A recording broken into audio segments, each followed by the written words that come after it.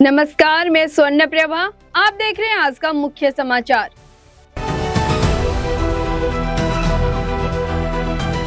अधिकारियों ने बताया कि बुधवार को तड़के मध्य प्रदेश के इंदौर के तिलक नगर के इलाके में 3 मंजिल घर में आग लगने से कम 6 लोगों की जान चली गई।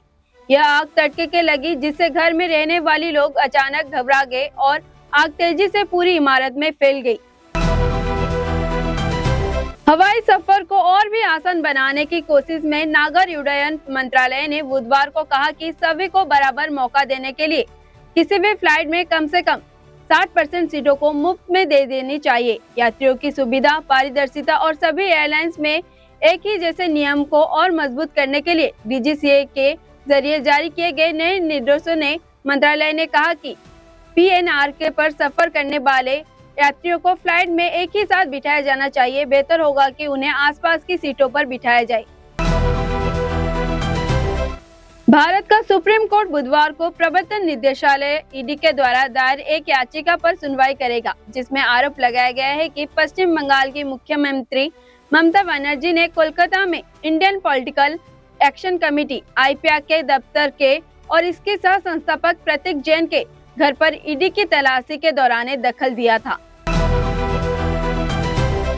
कोलकाता के नए पुलिस कमिश्नर अजय कुमार नंद ने मंगलवार को कहा कि पिछले हफ्ते राज्य में विधानसभा चुनाव की घोषणा के बाद पश्चिम बंगाल की पुलिस और केंद्रीय बलों के जवानों के बीच कोई टकराव नहीं है। उन्होंने आगे कहा कि पश्चिम बंगाल में होने वाली आगामी विधानसभा चुनाव के दौरान केंद्रीय बलों के जवान प्रत्यक्ष रूप से सहायता प्रदान करेंगे।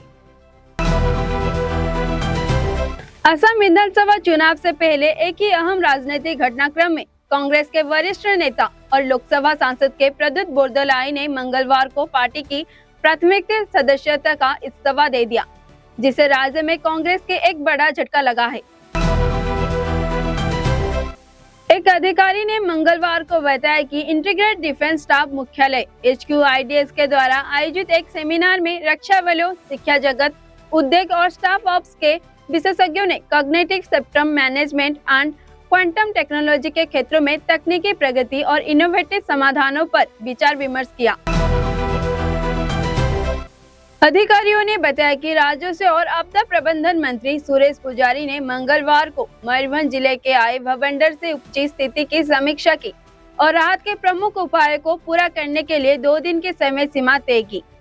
मंत्री ने एक उच्च स्तरीय समीक्षा बैठक की अध्यक्षता की, जिसमें वन, पर्यावरण और जलवायु परिवर्तन मंत्री गणेश राम सिंह खुंटिया की अतिरिक्त मुख्य सचिव डॉक्टर अरविंद कुमार पाधी, वरिष्ठ अधिकारी और मयूरभंज जिले के कलेक्टर हेमाकांत साये के शामिल हुए। इस बैठक का उद्देश्य नुकसान का आकलन करना और चल रहे राहत कार्यों की समीक्षा करना था।